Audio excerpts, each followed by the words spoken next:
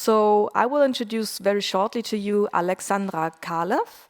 Alexandra Kalev has a PhD from Princeton and is currently an associate professor at the Department of Sociology and Anthropology at Tel-Aviv University. She studied organizations and inequality and has published a book with her co-author Frank Dobbin, which is called Getting to Diversity, What Works and What Doesn't, and it's going to come out in September from Harvard University Press. So please, Alexandra Kalev, come to the stage, and we're looking forward to your presentation on faculty diversity programs, best practices, and worst. Okay, awesome, thank you. So, hello everybody. It's awesome to be here, and just the best 2 days of my year. Extended from the best half a day yesterday to the best 2 days. Really great conference, workshop. I learned a lot. Thank you very much, Thomas, for inviting me, and thank you for everybody. So my name is Alexandra Kalev, and I'm going to talk with you today about what's written up there. Basically, I'm going to bring in the structural component of a lot of the things that we heard today, starting from narratives, attitudes, and biases, and I'll give the structural end of that. So the presentation dialogues with a lot of what has been said here in the last 2 days. I started penciling in direct quotes from what people said, but that took the entire space that I have, so I'm not going to refer directly to what you said, but everybody has something here. And I understand also that there is not much I need to do in terms of convincing you that there are gender and racial gaps in academia and why it is important to eradicate them, but I'm still going to do my spiel because I prepared it. Okay, so despite the importance of diversity of perspectives for academic research and for academic for the success of students and the experience of students in academia, and despite laws forbidding discrimination and a lot of institutional effort from the EU or the National Science Foundations in the US and so forth, despite all that, progress on reducing gender and racial inequality among faculty has been quite slow. Women and members of other underrepresented groups still take longer than white and men to climb up the academic ladder, and they are more likely to leave academia. The COVID-19 crisis threatens to deepen these trends even more. And there are many studies on the sources of this advantage, but very few on what are effective remedies. And actually, this workshop or conference is different in the sense that we had a lot of empirical data here on actually what works and what doesn't. And as I said, I'm going to bring the structural perspective on that. There are also many programs that leaders in universities and in colleges, and again in state departments, in supranational organizations like the EU, there are many programs that are adopted in order to reduce inequality, but again we have very little data on what actually works. And again, this is where we hope to contribute. You see up there the research team that I've been working with. Frank Dobbin and I are collaborating for quite a while now, and Gal Deutsch from Tel Aviv University, Leroy Gonsalves, and Kwan Hu Kim from Harvard University are part of our team for this research. In this research, we define effective programs as those that lead to long-term increases in the diversity of tenured faculty. So this is a numerical outcome, and you may think that it's quantitative, it's superficial, it doesn't capture inclusion, it doesn't capture narratives, experiences, and so forth. And you're right, obviously. However, first, we have quantitative data, longitudinal quantitative data on numbers and not on experiences and narratives. And second, we think that this measure is better than measuring I guess it has an advantage over measuring whether faculty understand the value of diversity, whether they are willing to promote change, whether they believe in the importance of that. Because if faculty actually change their attitude, if there is inclusiveness, if they're willing to participate and to support, this will all translate to change in numbers. And this is why eventually we look at numbers, and we look at, again, numbers that remain sustainable over time, not on a one-time change. Okay, so as already mentioned earlier, the research I will be presenting today is a second stage of a broader research that we're doing on evidence-based approach to reducing inequality at work. The first stage just is coming out in September in a book, Getting to Diversity, and yes, I am excited about the book. It's my first book in collaboration with Frank Dobbin. The first stage was focusing on corporations, on businesses in the US. We studied more than 800 corporations for more than 30 years. What we did in the current stage is basically we replicated, somewhat replicated the first stage, now looking at universities. As Iona said, we started by thinking it's different. Universities are different organizations, both as organizations, they're more decentralized, and also because academics are not regular people, as we like to think about ourselves, right? So we might have less or different patterns of opportunities and of barriers. But as you will see, and Iona also started almost every result slide by the words, with the words "not surprising." Because eventually the patterns do work as expected by theory, even among academics, even among us special people. So I will report some of these findings today. It's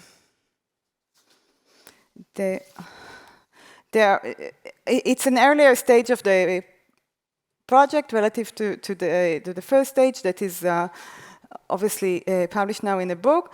But again, as I said, the theories and the predictions and the results from the business study held also in the university context, and that supports our model for how to promote an effective change.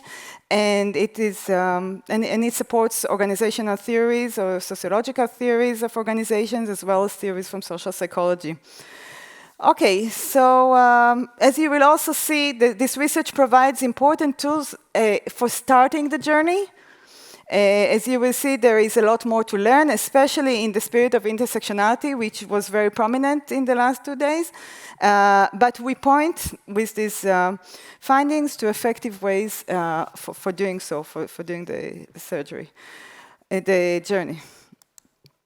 Okay, so looking at diversity innovations in corporations and universities over the last 3 decades, we can identify 2 general approaches to diversity.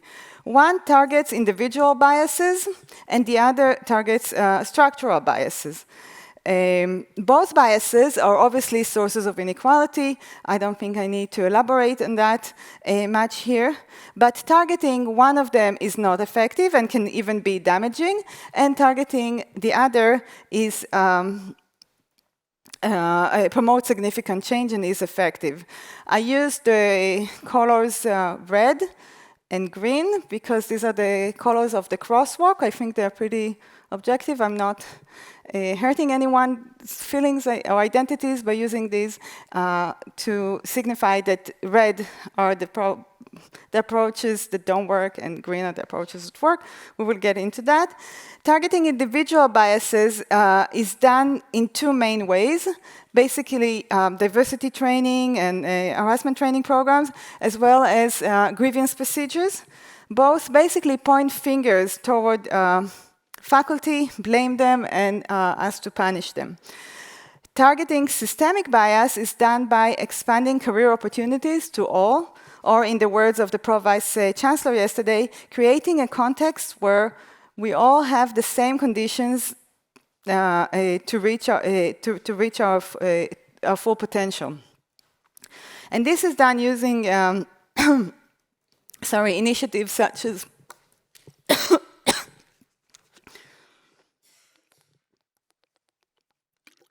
This is done.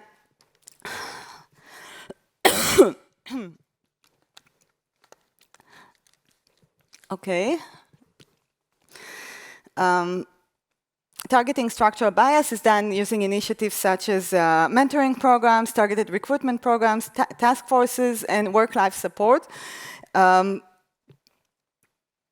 And it is also done by institutionalizing change or baking in change by appointing diversity personnel, diversity departments, and promoting equity reviews, equity reviews.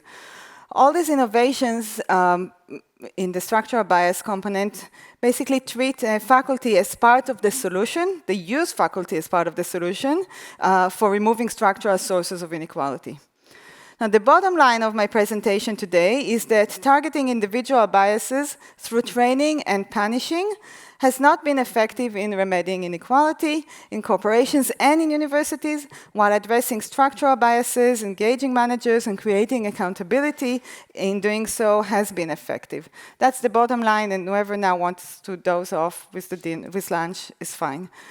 And that's it. Okay.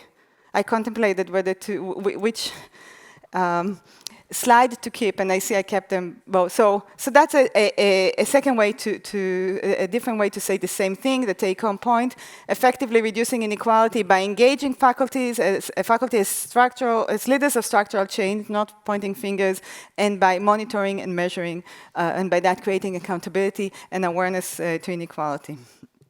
Okay, so before I delve into the theory behind these very simple principles, which you can use as litmus tests for any program, even programs that I will not discuss today, if you want to know if your initiative, the new initiative that you want to launch has potential to be effective, you want to see how it stands relative to these two principles. Okay, but before I delve into the theory behind these simple principles and the evidence supporting them, I want to briefly discuss the data that we use for this research. So basically, we have two main data sources that we use for the purpose of this research. We use them to assemble basically the life histories of over 600 American universities. Okay, so we first used the data on faculty composition from IPEDS. IPEDS is integrated, I forgot, integrated personnel, now, I forgot. I had it, maybe I have it written here? No, anyway, it's available on the web for public use. Integrated public university. No, I don't know. Okay. These are data that each American college or university that gets federal support, which is almost all universities and colleges, they need to report this data every year, and this data, again, are publicly available. They include very rich information on funding, on the student body, and on faculty composition. Before 2000, the reporting was biannual, so it's 1 year yes, 1 year no. We interpolate the data for missing years. And after 2000, the report is annual. These surveys are conducted by the National Center for Education Statistics, and they are required by the Higher Education Act of 1965. So as I said, the data include workforce demographics for tenured faculty, untenured faculty, for students, for graduate students, for adjuncts, for administrators, for staff, for technicians, for really, this is extremely rich data. We focused here on tenured faculty in 4 years non-profit institutions, basically the most desired place to be. And we merged these data. They appear on the website unmerged, obviously, and we merged them from 1993 to 2015, going through, following schools through mergers and splits. And now we're adding years. Now we have 2015 in this analysis, and now we're adding until 2021. Let's look at take a quick look at the faculty composition in this data. So these are the share of white men and women among tenured faculty. in the iPads data, we see that white men moved from being a little over 70% of tenured faculty in 1993 to a little over 50% in 2015. So they lost about a third of their share among tenured faculty. White women grew from 19 to 28% during the same period. If we remove whites, we can see non-whites. Okay, so these are Asian American, Black and Hispanic men and women. You see that the dominant group is Asian American men and women. They had the largest gains. The lowest, the smallest, the slowest gains are of Black women and men, especially Black men. And this kind of gets us thinking about intersectionality. Black women actually closed the gap or narrowed the gap with Black men, and even Hispanic men surpassed Black men. And again, it brings home the point that intersectionality is not just an aggregate. Black women, presumably, they have two disadvantages, but in many ways in the US labor market, they actually are advantaged over Black men.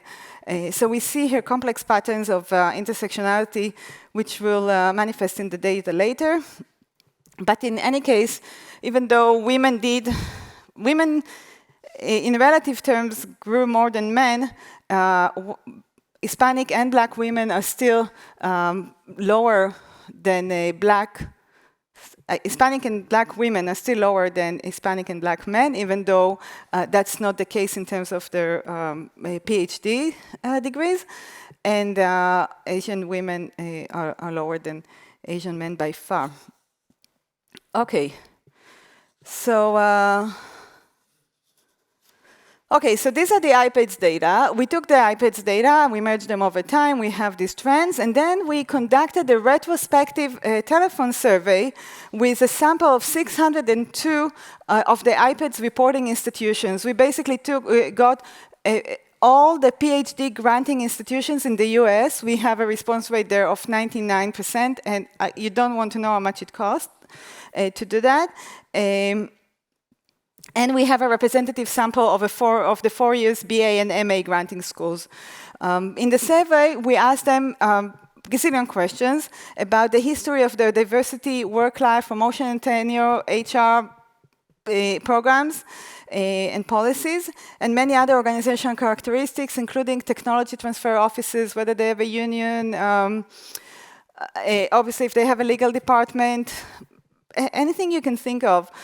We talked with 2-3 people usually for each survey because the universities are very decentralized and this information doesn't exist in one office.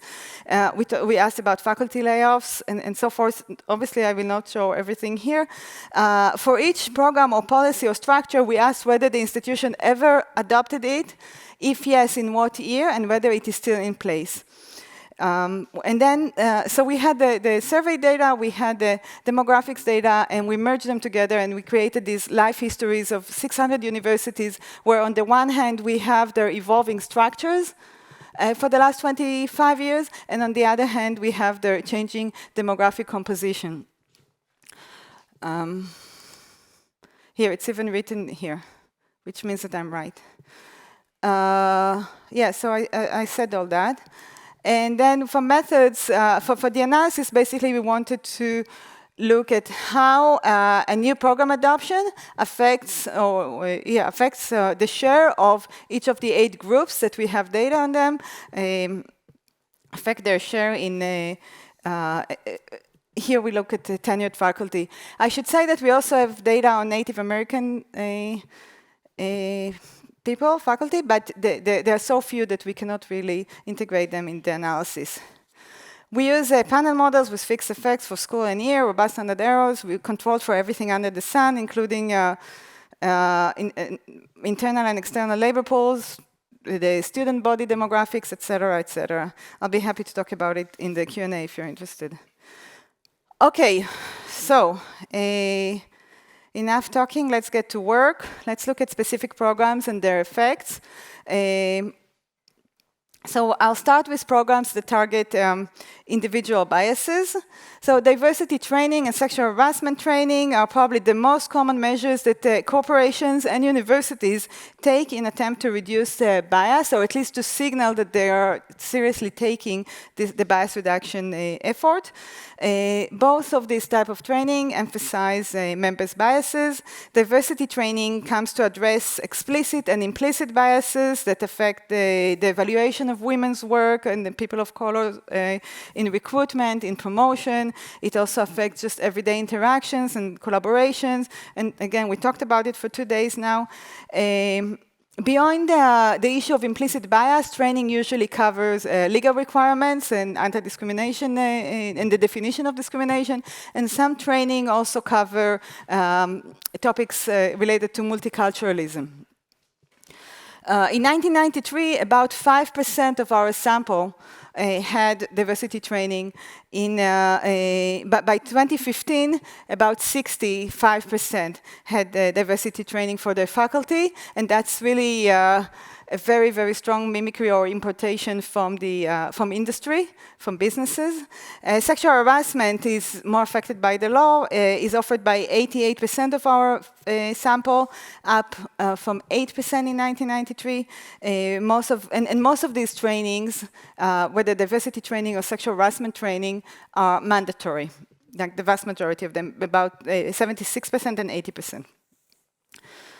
And mandatory is sometimes said to be good because it shows leadership's serious approach to eradicating this kind of biases and harassment.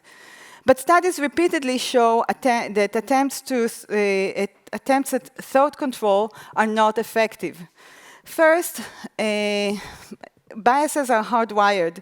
They have been embedded in us during the life course through countless implicit and explicit messages.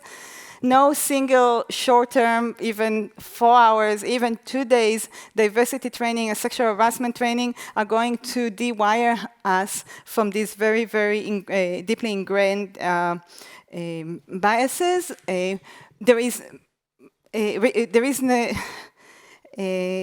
We don't have results from research showing that. I mean, so there is no single research that shows that diversity training or sexual harassment training actually change attitude or behavior beyond the short term. So in the long term. Now, second, most diversity training, most training are mandatory, basically framing the issue of training and sending the message of control and of external motivation. And this can, and Niona did a great setup for this. The message of control and external motivation can trigger reactance, the need to maintain psychological autonomy, and create a backlash against the program's goals. One study, for example, found that when subjects were externally pressured to write a pro-black essay, they complied. They wrote that pro-black essay, but they also reported experiencing high levels of anger, threat, and resentment, which then resulted in resistance and backlash against a pro-black policy. In another study, when researchers showed anti-prejudice material, prejudice declined among those that were led to think that the anti-prejudice is internally motivated, and then it increased among those that thought that anti-prejudice is externally motivated. So it seems like the most common type of training, mandatory training and in general training, is really set up to backfire by a lot of social psychological research, and also research in sociology on job autonomy shows similar pattern. People resist control, resist regulation of their activities, of their work, and they do so by acting to undermine and sabotage management goals. And whoever has kids here know that as well. Kids, managers, faculty, humans resist control. Okay, so when it comes to harassment training, we have more specific research on harassment showing in laboratory studies that people that score high on where is it? Likely harasser, people that score in gender role conflict scales. Those people that basically we want them to sit presumably in the room of sexual harassment training because they have high potential for harassment, they react most negatively and to harassment training, and they actually become more likely to harass after sexual harassment training. Okay, so these are the social psychological studies, and let's see what are the effects of diversity training and harassment training on the diversity of university faculty. So in these, in all the figures I'm going to show you, the bars, the long bars show the change in the share of each group among tenured faculty in the years following the adoption of the program, controlling for everything under the sun and using sophisticated statistical methods. The tiny bars are there just because I wanted to symbolize that the group exists, but they basically mean no significant effects. All the bars here go below 0, meaning there are no positive effects, and there are some negative effects or some negative changes in the share of these groups among tenured faculty after the adoption of diversity training for faculty or mandatory harassment training. I don't have more data on diversity training to show you from the university study. We still didn't finish analyzing that, but I can show you from the corporate study that voluntary training, so this is on corporations, this is from 800 corporations, similar analysis. You see that mandatory training here too has only negative effects, but voluntary training has some positive effects. So this says something about that message of control, that framing of training as a thought control. Another insight into diversity training from the corporation study, corporations is related to the content of the training. As Iona said earlier, legal motivation is perceived as external motivation, and it leads to reactance, to externalization of motives, and not internalization. So you see here on the right what happens to, this is management diversity, after a training that emphasizes legal content. Also in the middle, it's cultural and legal content, but the legal content takes over. And then when the leftmost training only emphasizes the cultural case for diversity or multiculturalism, and then you see that there are some positive effects. So diversity training needs to, relative to how much it costs, it's not effective, but even for those that insist on doing it, it has to be indeed conducted with care. I showed earlier that sexual harassment training is also, I'll go back. Sexual harassment training is also not effective. Again, we don't have, I'm going forward again, I don't have data yet from the university survey about different types of harassment training, but this is from the corporate survey. This is harassment training for managers that focuses on bystander training. So it's less about trying to change you guys in the room to stop harassing people, but trying to empower you guys in the room to recognize harassment and stop it, harassment by others, like by my best friend, not me. And this seems to be a little bit more effective. You see that bystander harassment training actually increases the share of white women, black women, Latin women, and Asian women among managers in corporations. Again, this data are from 800 corporations for over 30 years, the same structure I showed you for the university survey. Okay.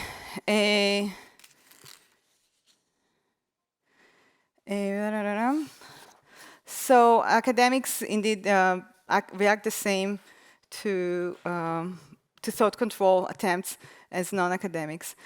Civil rights harassment, civil rights or harassment grievance procedures are another way to that the universities and organizations try to reduce bias, individual bias, basically by creating a mechanism where faculty members that are affected by discrimination or harassed can complain and possibly discipline harassers and discriminators. Survey research, but you see that it doesn't really work, although, again, it makes a lot of sense that universities will adopt this kind of legalistic approach to ensure the rights of workers not to be harassed and not to be discriminated. You see that the results are mostly the opposite of what is expected. We have from other research, we have several reasons to understand why these things will not work. First, women and people of color distrust grievance procedures, and they rarely file complaints. And when we talk with HR managers, they say, we don't have any problem with discrimination or harassment. You see, the proof is that we don't have any complaints filed.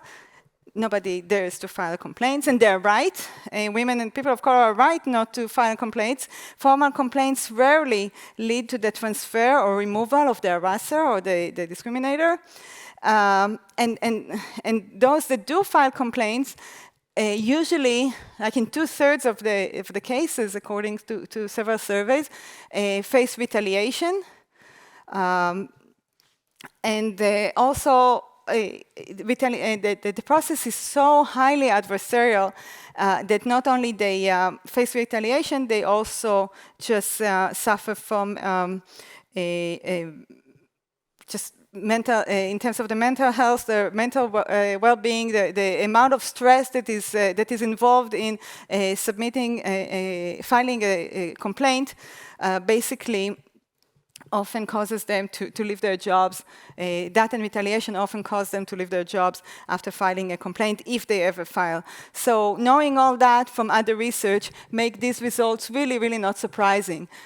Even though we do want to give a mechanism for workers and faculty members to complain, the grievance procedures are not the right mechanism. Alternative conflict resolution, ombudsperson's office are better, or they have better potentials because they're not so adversarial, and also they're located outside of the organizational hierarchy. We can talk about it more later. Okay, and these results mirror what we see. This is from the corporate study, so we see the same thing there as well. Okay, so enough with negativity, right? Who mentioned negativity earlier, that it's not a good position for social change, so let's move to a little bit more positive results. So in contrast to programs that focus on individuals and their biases, a different approach to increasing diversity includes programs that address systemic biases and use faculty as leaders of this change. Okay, does someone want to ask a question, including what's the time, because I have it here, because I want to drink for a second?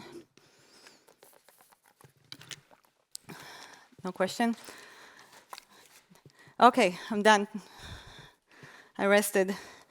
I'm not done. I'm done with the rest. I'm not done with the talk. Sorry. Okay. I needed to rest for a second. Okay, so if you remember the table at the beginning, we had individual bias. We talked about that. Doesn't work. Now we're moving to structural bias in programs that come to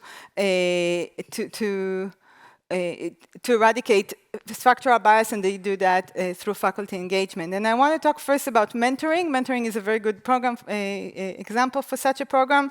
So everybody needs a mentor. We know that, especially in academia, with the decentralized structure of academia and the ambiguous promotion criteria.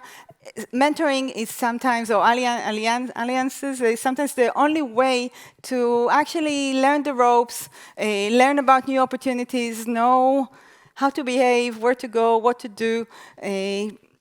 Everybody needs a mentor in academia. And informal mentoring can achieve these goals, for sure, and even there is research showing that. But what is the problem with informal mentoring or naturally evolving mentoring? It's not really naturally evolving. it's evolving for the people that are connected. There is a huge structural bias here. Women and people of color and other disadvantaged groups are less likely to have mentors.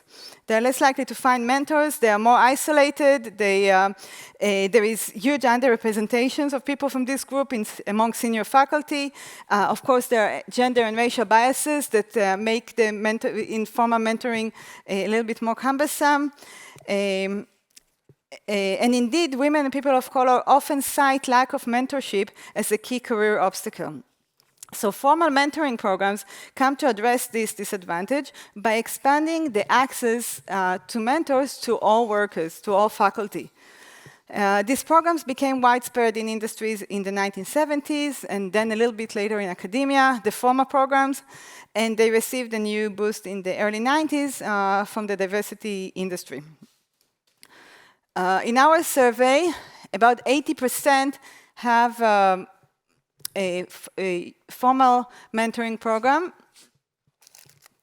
and about 20% of the sample has a mentoring program that is directed at making sure that women and people of color also get a mentor. Okay, so here we look at two mentoring programs. One is departmental mentoring program, and one is university program for women and people of color. So these programs are on top of the universal programs. I added here affinity groups that are also positive, but much less effective. Partially because in affinity groups, the disadvantaged connect with the disadvantaged. So they may feel better to talk about their problems, and they feel less lonely, but they're not connected with the higher ups, with those that can actually help them in their career. In contrast, in mentoring programs that make sure that, wait, is this my time here, the red?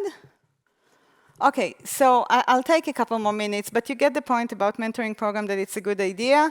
One thing that they work through engaging faculty, and then so we have self-determination theory and cognitive dissonance theory that tell us basically that voluntary engagement can actually even change attitudes, or in cognitive dissonance is not voluntary engagement, but okay, I'm rushing through this. Trust me that there is social psychology behind that. Mentoring program also lead to intergroup contact, collaborative contact. So I'm not only seeing women as administrators, but also as researchers. And this contact, according to the famous and very richly evidenced contact hypothesis, such contact reduces intergroup barriers and weakens prejudice. Okay. Another diversity initiative that reduces structural bias is targeted recruitment. Women and people of color are disadvantaged in hiring because they are just located in different places. They have lack of networks. They didn't always graduate from this prestigious school that most would in recruitment. Or they have slightly less advanced CV due to family formation, or simply because of biases. Targeted recruitment is when universities put money and resources in actually finding women and people of color, underrepresented groups. And you see here a lot of differences across the intersectional groups. And again, this is something that needs to be explored. But the patterns are pretty clear. When you use faculty to go and find and recruit women and people of color, it happens. And these changes, again, are sustainable over time. Yeah. Okay. I'm rushing. Not sure I understand the clock here. Okay. That's my overtime, now I understand.